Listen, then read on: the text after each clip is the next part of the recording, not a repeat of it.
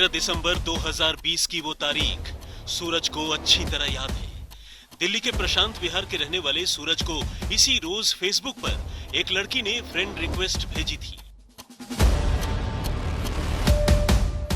चूंकि लड़की काफी प्रेजेंटेबल और खूबसूरत थी, सूरज ने फौरन इस रिक्वेस्ट को एक्सेप्ट कर लिया। दोनों के बीच पहले फेसबुक मैसेंजर पर मामूली चैटिंग हुई और फिर अगले रोज लड़की ने सूरज को फेसबुक मैसेंजर पर ही वीडियो कॉल किया। नौजवान सूरज के लिए ये पल बेहद खास थे, क्योंकि यहाँ एक लड़की खुद ही अपनी ओर से सूरज के साथ दोस्ती के लिए पहल कर रही थी। और उस रोज अजनबी लड़की और सूरज के बीच करीब 4 मिनट तक वीडियो चैटिंग होती रही और फिर हाय बाय के साथ बातचीत का सिलसिला खत्म हो गया।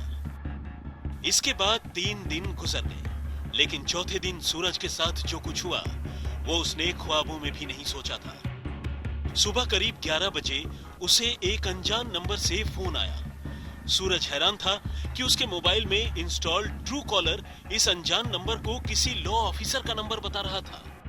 सूरज तो पहले कुछ देर तक यही सोचता रहा कि वो ये फोन उठाए या न उठाए, लेकिन फिर न जाने उसे क्या सूझी, उसने इस अजनबी लॉ ऑफिसर का नंबर पिक कर लिया और बस यहीं से सूरज के लिए मुसीबतों के सिलसिले की शुरुआत हो गई। लॉ ऑफिसर ने छूटते ही सूरज से उसका नाम पता कंफर्म किया और उसे सुधर जाने की चेतावनी दी। सूरज हैरान था कि आखिर उसने ऐसा क्या कर दिया कि वो अजनबी उसे यूं बुरी तरह हड़का रहा था। लेकिन लॉ ऑफिसर ने कुछ देर तक पहेलियां बुझाने के बाद सूरज से कहा कि 17 दिसंबर को उसने अपनी नई फेसबुक फ्रेंड के साथ जो कुछ किया है वो उसे जेल भी भिजवा सकता है और उसकी बेइज्जती भी तय है। लॉ ऑफिसर ने कहा कि 17 दिसंबर को जब उसकी फ्रेंड ने उसे वीडियो कॉल किया था तो उसने वीडियो कॉल पर ही लड़की के साथ न सिर्फ आपत्तिजनक बातें की बल्कि अश्लील हरकतें भी करता रहा और अब यही सब कुछ उस लड़की के जरिए उसके हाथ लग चुका है और उसकी यह करतूत उसे सलाखों के पीछे पहुंचा सकती है। लॉ ऑफिसर के इन बातों से सूरज पर मानो आसमान टूट पड़ा। वो हैरान था कि आखिर उसने जब लड़की के साथ न तो कोई अश्लील बात की और नहीं कोई ऐसी वैसी हरकत, तो फिर ये सब कुछ हुआ कैसे और ये लॉ ऑफिसर उसे उस गुनाह के लिए कैसे धमका रहा है जो उसने किया ही नहीं है। सूरज ने सच्चाई जानने के लिए लॉ ऑफिसर से वो वीडियो सौंपने की बात कही जिसमें वो खुद अश्लील हरकत करता हुआ दिख रहा था। अगले ही पल वीडियो उसके पास था और सूरज इस वीडियो से एक बार फिर हैरान था कि इस वीडियो में वाकई उसकी कुछ ऐसी तस्वीरें कैद थी जो उसकी हो ही नहीं सकती थी और ये वीडियो वाकई अश्लील थी, लेकिन खुद उसी की लग रही थी।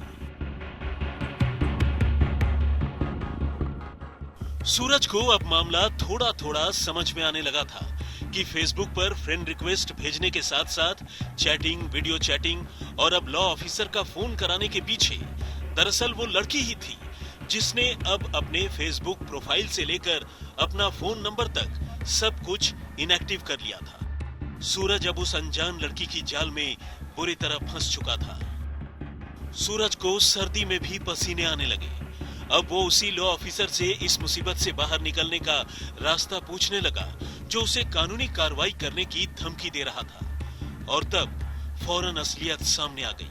खुद को वकील बताने वाले लॉ ऑफिसर ने अब उससे रुपए पैसों के बदले सेटलमेंट का सुझाव देना शुरू कर दिया और बात सीधे 1 लाख रुपए से शुरू हुई। चूंकि सूरज के पास इतने पैसे नहीं थे तो उसने अपने हाथ खड़े कर दिए। अब लॉ ऑफिसर ने ही वीडियो डिलीट करने की कीमत को लेकर मोल भाव शुरू कर दिया। ये सिलसिला 2 दिनों तक चलता रहा और आखिरकार 20,000 रुपए पर बात तय हुई। पहली किश्त के तौर पर सूरज ने 10,000 रुपए चुका भी दिए। सूरज के फेसबुक पर जब एक खूबसूरत लड़की की तरफ से फ्रेंड रिक्वेस्ट आई तो वो खुश हो गया।